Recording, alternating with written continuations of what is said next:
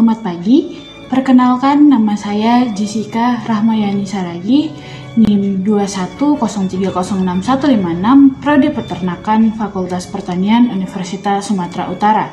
Di sini saya akan menjelaskan tentang mineral, vitamin, dan uji sederhana vitamin, di mana dosen pengampunya adalah Ibu Tati Vidianasari, SPT MP. Yang pertama, mineral adalah zat yang terdapat di alam dengan kandungan kimia homogen dengan bentuk yang teratur di mana dia terbentuk secara anorganik atau secara alamiah. Fungsi mineral pada tubuh ternak adalah 1. Membangun tulang dan gigi, 2. Mempertahankan tekanan osmotik, 3. Mengatur metabolisme tubuh, 4. Sebagai transport zat makanan ke dalam tubuh, 5. Permeabilitas membran sel, 6. Memelihara kondisi ionik dalam tubuh. Yang kedua, fungsi dari mineral makro dan mikro. Mineral makro terdiri dari 1. Kalsium yang berfungsi sebagai pembentukan tulang dan gigi, pembekuan darah, dan konsentrasi urat daging. Kedua, fosfor yang berfungsi sebagai metabolisme energi. Ketiga, natrium yang berfungsi sebagai transmisi syaraf. Secara garis besar, mineral makro berfungsi sebagai pembentukan tulang dan gigi, serta keseimbangan asam dan basa. Mineral mikro terdiri dari yang pertama ada zat N sebagai penyembuh luka, kedua Fe sebagai pembentukan hemoglobin, yang ketiga I sebagai pembentukan hormon tiroksin. Secara garis besar, fungsi mineral mikro adalah pembentukan hemoglobin dan menjadi bagian sistem enzim. Kemudian ada metabolisme vitamin. Yang pertama, pengertian dari vitamin. Vitamin adalah suatu zat senyawa kompleks yang sangat dibutuhkan oleh tubuh kita yang berfungsi untuk membantu pengaturan atau proses kegiatan tubuh. Lalu, apa saja sifat-sifat umum dari vitamin?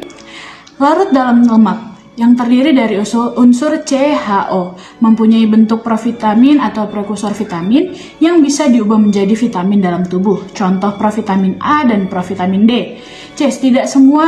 Tidak terdapat di semua jaringan. Vitamin umumnya berasal dari jaringan tanaman, kecuali vitamin C dan D yang terdapat dalam jaringan hewan.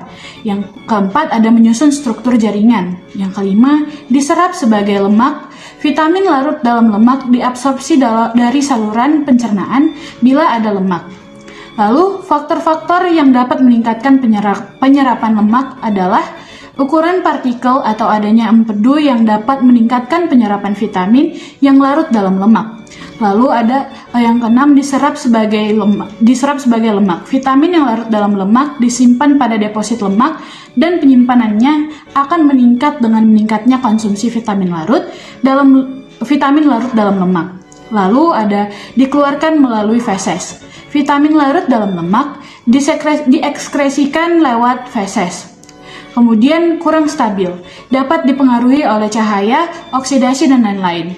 Secara fisiologis, vitamin yang larut dalam lemak dibutuhkan dalam pengaturan metabolisme. Lalu yang kedua ada larut dalam air. Yang pertama, tidak hanya tersusun oleh CHOSN atau CO. Kedua, tidak ada dalam bentuk provitamin, contohnya triptofan bisa diubah menjadi niacin. Tetapi niacin tidak disebut provitamin. Ketiga, terdapat semua jaringan. Keempat, vitamin yang larut dalam air sebagian besar terlibat dalam transfer energi karena vitamin ini ada di setiap jaringan hidup, tersedia dan dibutuhkan. Kelima, diserap dengan proses difusi, biasa artinya penyerapannya sederhana seiring dengan penyerapan air dari saluran pencernaan masuk ke dalam sel darah. Yang keenam, sebagai prekursor enzim atau merangsang enzim. Lalu, jenis-jenis vitamin dan fungsinya bagi tubuh ternak. Yang pertama ada vitamin A atau retinol. Semua hewan membutuhkan vitamin A. Vitamin tersebut tidak terdapat dalam tumbuhan. Sebagian vitamin A melainkan sebagai prekursornya yaitu karotin atau lazim dinamakan provitamin A karena tubuh dapat mengubahnya ke dalam vitamin aktif. Proses konversi provitamin A menjadi vitamin A terjadi dalam sel mukosa usus halus. Defisiensi dapat dijumpai apabila penyerapan lemak menurun. Empedu tidak ada. Secara umum, fungsi vitamin A mempunyai 3 peranan penting di dalam tubuh, yaitu yang pertama pada mata, epitel, dan tulang. Lalu kedua ada vitamin D atau kalsiferol. Vitamin D mempunyai beberapa fungsi. Yang pertama, membantu proses absorpsi Ca dan P dari saluran pencernaan dan selanjutnya mengatur konsentrasi Ca dan P dalam darah. Kedua, proses reabsorpsi berperan dalam proses reabsorpsi fosfat pada ginjal untuk mengatur konsentrasi kalsium dan fosfor dalam darah. Ketiga, deposisi berperan dalam pembentukan tulang dan dengan jalan mempengaruhi deposisi pada matrik tulang. Akibat utama defisiensi vitamin D adalah terbentuknya tulang yang abnormal. Bila terjadi pada ternak muda, akan terjadi rakitis dan bila ternak dewasa terjadi osteomalacia. Yang ketiga ada vitamin E. Vitamin E mempunyai beberapa fungsi, yaitu satu, reproduksi, membuat normalnya proses reproduksi beberapa jenis ternak. Kedua, dapat digunakan sebagai antioksidan. Ketiga, absorpsi, memperbaiki Fe oleh usus, sedangkan Fe penting untuk mencegah terjadinya anemia. Yang keempat ada vitamin K. Vitamin K merupakan senyawa yang penting pada proses koagulasi darah, oleh karena itu semula disebut faktor koagulasi yang kemudian disebut vitamin K. Fungsi vitamin K sendiri diperlukan dalam proses pembekuan darah, khususnya diperlukan dalam sintesis protrombin di dalam hati. Karena protrombin bersama tromboplastin dan dengan adanya trombokinase akan membentuk trombin. Dengan adanya trombin, maka fibrinogen akan berubah menjadi fibrin. Fibrin inilah yang sebetulnya diperlukan dalam proses pembekuan darah. Lalu, yang kelima, ada vitamin B1 atau thiamin defisiensi B1, mengakibatkan kadar asam pirufat dan asam laktat di dalam darah menjadi naik dan segera menunjukkan gejala nafsu makan turun.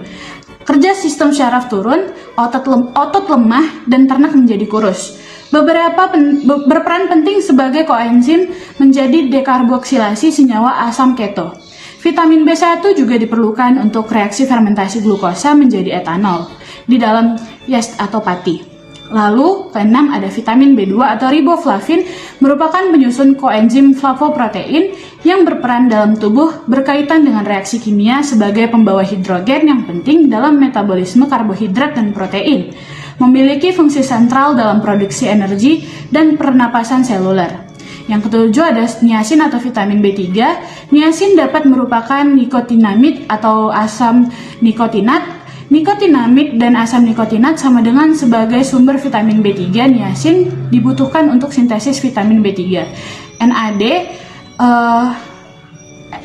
dan NADP sama dengan kofaktor pada enzim dehidrogenase yang berfungsi dalam reaksi redoks menjadi donor dan akseptor elektron.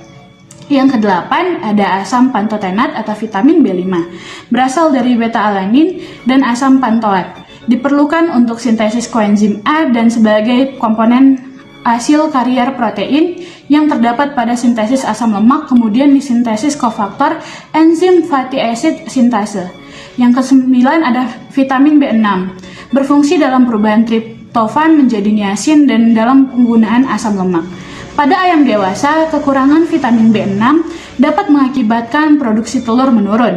Apabila ayam diberi ransum kekurangan vitamin B6 di bawah 0,5 mg per kilogram, tidak menyebabkan berkembangnya ovarium, oviduk, jengger, dan pial. Pada ayam jantan menyebabkan tidak berkembangnya testis, jengger, pial. Pada ayam betina terjadi molting. Lalu ada biotin. Fungsi biotin dalam metabolisme karbohidrat, lemak, dan protein. Pada ayam, kekurangan biotin gejalanya sama dengan kekurangan asam pentotenat. Terdapat luka pada sudut mulut, selanjutnya keseluruhan paruh. Pada ayam dewasa mengakibatkan terjadinya penurunan daya tetas, tetapi sedikit berpengaruh pada produksi telurnya. Pada ayam biotin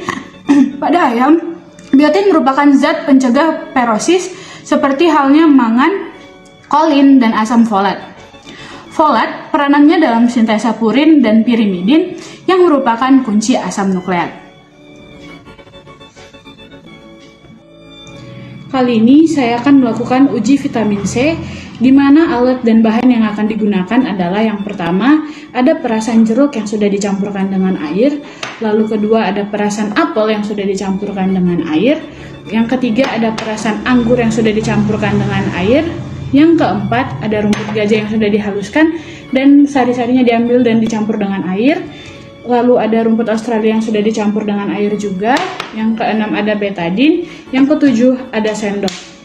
Langkah yang akan kita lakukan yaitu kita masukkan masing-masing 10 tetes betadine ke dalam setiap wadah.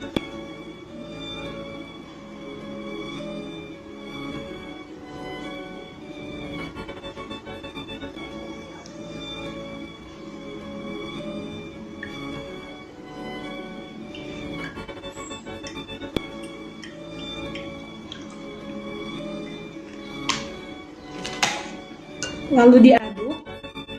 Di sini terlihat perbedaan pada setiap warna di setiap gelasnya. Jika warnanya berubah menjadi lebih jernih, maka larutan tersebut mengandung vitamin C yang banyak. Jika warnanya semakin keruh, maka dia mengandung sedikit vitamin C. Pada uji vitamin C ini, kita menggunakan betadine sebagai indikator untuk mengetahui keberadaan dari vitamin C tersebut. Betadine mengandung povidone iodin sebesar 10%, di mana itu setara dengan iodin 1%. Iodin inilah yang sebenarnya menjadi indikator karena reaksinya antara asam karbonat dalam vitamin C dengan iodin yang akan menghasilkan warna dari iodin, menghilangkan warna dari iodin, sehingga yang mengandung vitamin C akan semakin jernih. Jika warnanya semakin pekat, maka semakin rendah kandungan vitamin C di dalamnya.